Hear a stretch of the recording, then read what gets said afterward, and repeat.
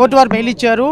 Social media అరెస్టుల్లో ఎటువంటి ముందస్తు నోటీసులు లేకుండా ఈ విధంగా అరెస్ట్ చేయడం తప్పు అని కోర్టు వారు భావించారు.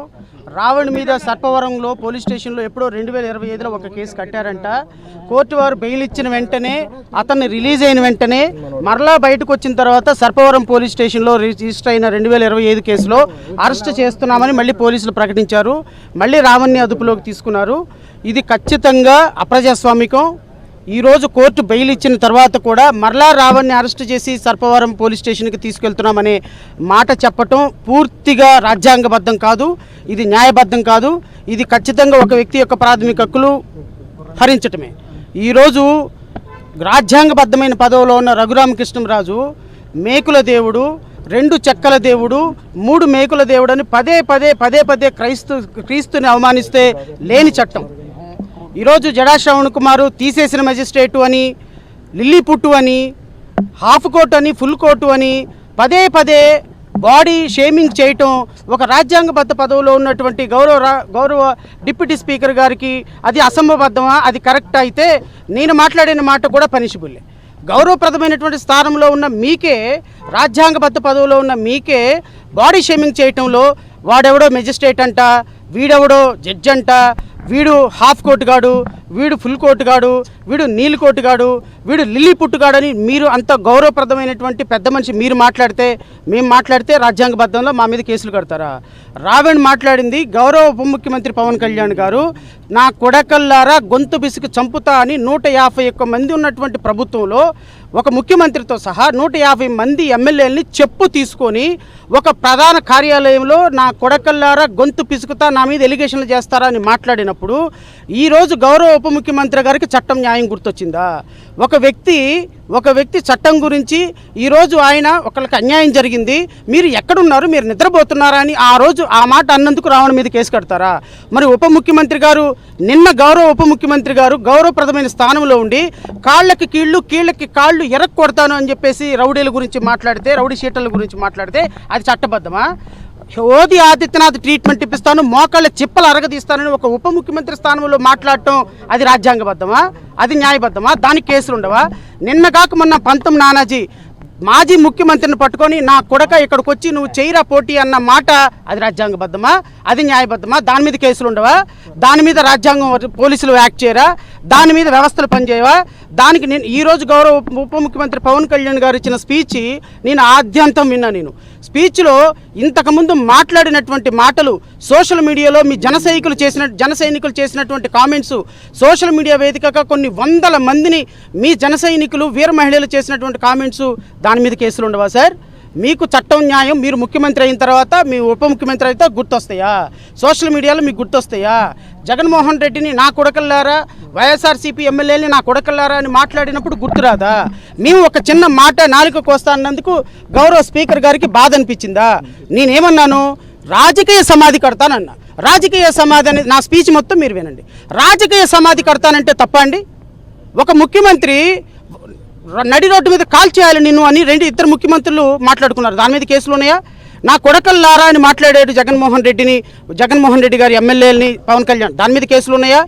నేను రాజకీయ సమాధి కడతానంటే నా మీద కేసు కడతారా? పవన్ కళ్యాణ్ గారు కరెక్ట్గా మాట్లాడితే మీరు స్పందించండి అంటే కేసు కడతారా? ఖచ్చితంగా చట్టం ప్రకారం ఎదుర్కొంటామండి. మేము భయపడేది లేదు. టైం మీది కొట్టారు, మాకు వస్తుంది టైం, కొడతాం. మేము కొడితే ఎలా ఉంటుందో తెలుసా? దిమ్మ తిరిగి బొమ్మ కనపడుతుంది ఈ ప్రభుత్వానికి. ఖచ్చితంగా నేను చెప్తున్నా, ఈరోజు రావణ్ని కోర్టు వదిలేసినప్పటికీ మళ్ళీ వాళ్ళు అదుపులోకి తీసుకున్నారు, విచ్ ఇస్ అన్కాన్స్టిట్యూషనల్. మళ్ళీ నేను రేపొద్దున వస్తా, మళ్ళీ ఆర్గ్యూ చేస్తా. చట్టం ప్రకారం నిజంగా ఆయన తప్పు చేసి ఉంటే రేపొద్దున శిక్ష పడుతుందండి. ఈరోజే జైలుకి వేయాల్సినంత అవసరం ఏముంది? నేను గౌరవ ముఖ్యమంత్రి గారికి, గౌరవ ఉప ముఖ్యమంత్రి గారికి కూడా విన్నపం చేస్తున్నా, దయచేసి సోషల్ మీడియా వేదికగా వచ్చే కేసుల్ని ముందు తెలుగుదేశం నాయకులను కంట్రోల్ చేయండి. మీ ఆర్పీ ఏం మాట్లాడుతున్నాడు, మీ నాయకులు ఏం మాట్లాడుతున్నారు, వాళ్ళని కంట్రోల్ చేసి మా దగ్గరికి రమ్మని నేను గౌరవప్రదంగా కోరుకుంటూ, ఈరోజు జరిగినటువంటి ప్రతి ఒక్క సంఘటనకి ప్రభుత్వమే బాధ్యత వహించాలి.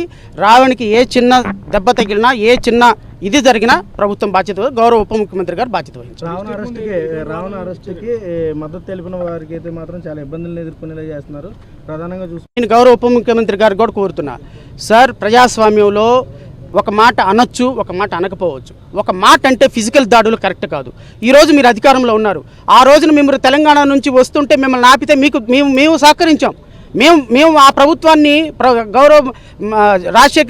జగన్మోహన్ రెడ్డి గారి ప్రభుత్వాన్ని మేము విమర్శించాం. మీరు హైదరాబాద్ నుంచి వస్తుంటే మేము ఆపితే మీకు బాసటగా వచ్చాం. వైజాగ్లో మీకు ఇబ్బంది జరిగితే మేము వచ్చాం. We are for the democracy. We are here to uphold the democracy. రాజ్యాంగబద్ధ పదవుల్లో ఉన్న మీరు డెమోక్రసీ మర్చిపోతున్నారు. ఆ రోజు కష్టం వచ్చినప్పుడు మేము ఉన్నాం. ఈరోజు బొజ్జా ఐశ్వర్య అనే ఒక ఆవిడకి సంబంధించినటువంటి హక్కుల్ని మీరు పవన్ కళ్యాణ్ గారు పిఠాపురం వచ్చిన ప్రతిరోజు ఆవిడని హౌస్ అరెస్ట్ చేయడమే. ఎక్కడుందండి హౌస్ అరెస్ట్ చేయమని? ఇప్పటికి 20 సార్లు ఆవిడ హౌస్ అరెస్ట్ చేశారు. అంటే మీరు పిఠాపురం రాస్తే కొన్ని వందల మంది ఇళ్లకే పరిమితం కావాలా? మరి జగన్మోహన్ రెడ్డి గారు రోడ్డు మీద వెళ్తుంటే పరదాలు కట్టారని మాట్లాడుతున్నారే, మీరు వస్తే ఎంతమందిని హౌస్ అరెస్ట్ చేస్తారు? ఎంతమందిని గృహ నిర్బంధాలు చేస్తారు? ఇది కాన్స్టిట్యూషనా? ఇది రాజ్యాంగమా? మరి ఈ రోజు ఆవిడ వచ్చి మాట్లాడితే 200 మంది జన సైనికులు వెళ్ళి కొడితే అది ప్రజాస్వామ్యం అనిపించుకుంటుందా? మీ జనసేన కార్యకర్తలు కూడా విన్నపం చేస్తున్నా, ఏదైనా రాజకీయాల్లో నాయకులు ఒక మాట అనుకుంటారు, మాట అనుకోరు.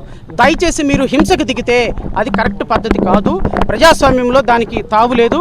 పవన్ కళ్యాణ్ గారు నేను తెలుగు వైఎస్ఆర్సీపీ దగ్గర డబ్బులు తీసుకున్నానని అధికారికంగా లెటర్ హ్యాడ్ మీద జనసేన పార్టీకి సంబంధించినటువంటి రాష్ట్ర ప్రధాన కార్యదర్శి వీళ్ళందరూ కూడా ఒక ప్రెస్ మీట్ పెట్టి జడా శ్రవణ్ కుమార్ డబ్బులు తీసుకున్నాడని అధికారికంగా ఒక ప్రెస్ నోట్ రిలీజ్ చేశారు. నేను డబ్బులు తీసుకున్నానని ప్రెస్ నోట్ రిలీజ్ చేసిన మీరు ఒక ఆధారం చూపించగలరా? మరి ఆ రోజు పవన్ కళ్యాణ్ గారు చెప్పు చూపించి నా కొడకల్లారా నేను డబ్బులు తీసుకున్నానని మాట్లాడారు కదా. మరి పవన్ కళ్యాణ్ గారి లాగా మాకు హక్కు ఉండదా అండి? మా మీద ఎలిగేషన్లు చేస్తే మేము మాట్లాడమండి? మాకు ఒక హక్కు, గౌరవ ఉప ముఖ్యమంత్రి గారికి ఒక హక్కు. కాబట్టి గౌరవ ఉప ముఖ్యమంత్రి గారికి కూడా నేను చెప్తున్నా, దయచేసి ప్రజాస్వామ్యంలో ప్రతి దాడులు మంచిది కాదు. మీరు ఈరోజు దాడులు చేశారు, రేపటి ఇంకొకరు దాడులు చేస్తారు, విచ్ ఇస్ నాట్ కరెక్ట్. ఇది బొజ్జా ఐశ్వర్య మీద కానీ ఎవరి మీదైనా కానీ ఏ విధమైనటువంటి కేసులు పెట్టినా కూడా ఖచ్చితంగా వి విల్ రివోల్ట్. కేసులు 8 సెక్షన్స్ కూడా బిలో 7 years ఉన్నటువంటి అఫెన్స్. కానీ సర్పవరంలో అతని మీద క్రైమ్ నెంబర్ 41/2025 డేటెడ్ 12/12/2025లో ఒక క్రైమ్ ఉందంట.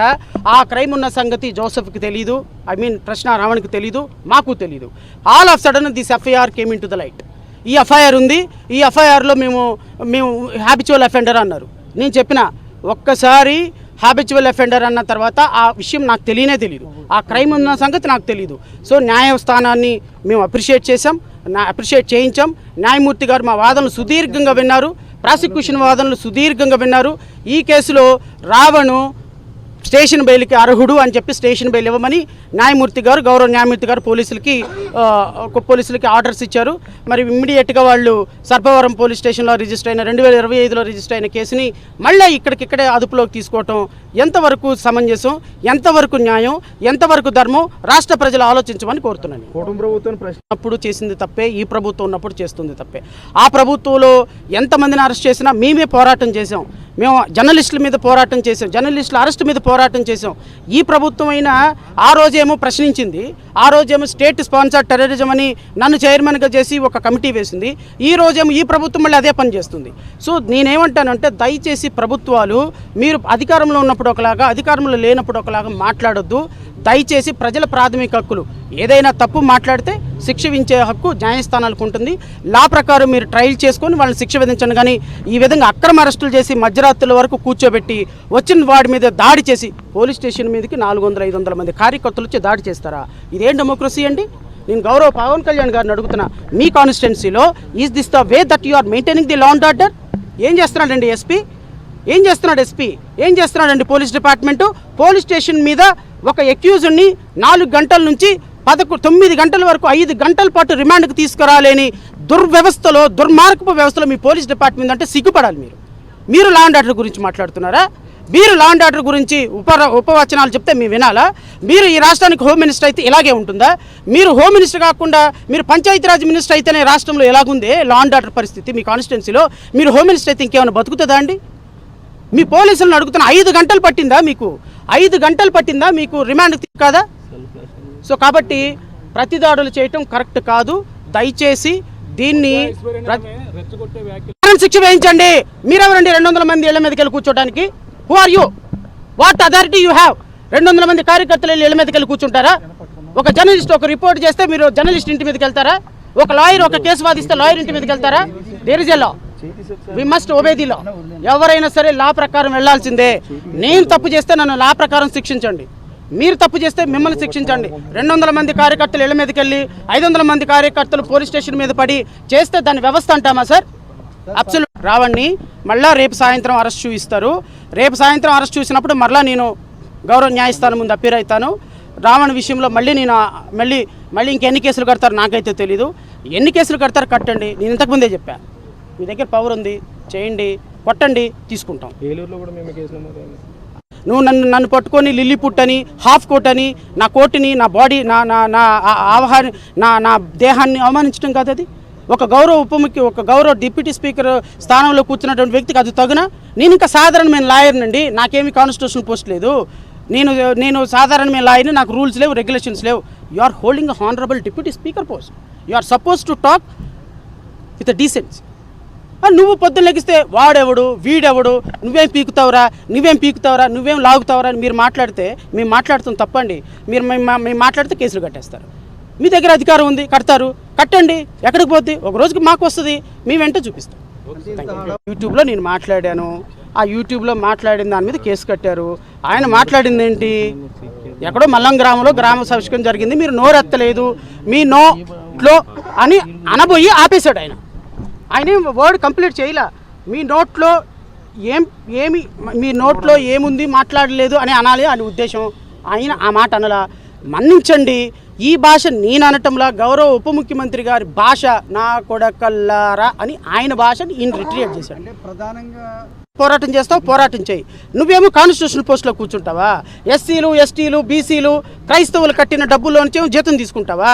మళ్ళీ నువ్వేం వ్యక్తిగతంగా వాళ్ళ మీద పోరాటం చేస్తావా? ఏ కాన్స్టిట్యూషన్ చెప్పిందండి గౌరవ డిప్యూటీ స్పీకర్ గారు అందరి మీద పోరాటం చేయమని, చర్చిల మీద వ్యక్తిగతంగా లెటర్లు రాయమని, డీజీపీకి స్పీకర్లు తీసేయమని లెటర్లు రాస్తారు, చర్చలు కోలుకొచ్చమని లెటర్లు రాస్తారు, వ్యక్తిగతంగా ఈయన వెళ్ళి బుల్డోజర్లు తీసుకుంటారు. ఇదా కాన్స్టిట్యూషనా? మీరు డిప్యూటీ స్పీకర్ కాన్స్టిట్యూషనల్ పోస్టా? నేను తిట్టగానే మీకు కాన్స్టిట్యూషనల్ పోస్ట్ గుర్తొచ్చిందా? మీరు తిట్టేటప్పుడు కాన్స్టిట్యూషనల్ పోస్ట్ గుర్తురాదా? మీరు ఇళ్ళ కూడా కొట్టేటప్పుడు కాన్స్టిట్యూషనల్ పోస్ట్ గుర్తురాదా? కాబట్టి నేనేం చేయనండి. I'm a lawyer, I have every right. ఎవరినైనా ప్రశ్నించే హక్కు నాకుంది. బట్ డిప్యూటీ స్పీకర్కి లేదు. డిప్యూటీ స్పీకరు రాష్ట్రపతి తప్పు చేసినా మాట్లాడటానికి లేదు, ప్రధానమంత్రి తప్పు చేసినా మాట్లాడటానికి లేదు, ఆఖరికి ఒక ఎమ్మెల్యే తప్పు చేసినా మాట్లాడటానికి లేదు. ఎందుకు లేదు అంటే you are not suppose to talk, express your opinion, you are bound by the rules and regulations of assembly. నాకు రూల్స్ అండ్ రెగ్యులేషన్స్ లేవు. I'm a free bird, I can talk anything, I can within limitations. So అందువల్ల speaker గారు చెప్పినట్టుగా నేను ఏ మతాలని, ఏ కులాలని, తిరుమల వెంకటేశ్వర స్వామి ప్రతిష్టను కాపాడటానికి నేను వేసినన్ని కేసులు ఇంతవరకు ఎవరు వేయాలి. మేము రాష్ట్రాన్ని కాపాడుతాం అంతే. Thank you.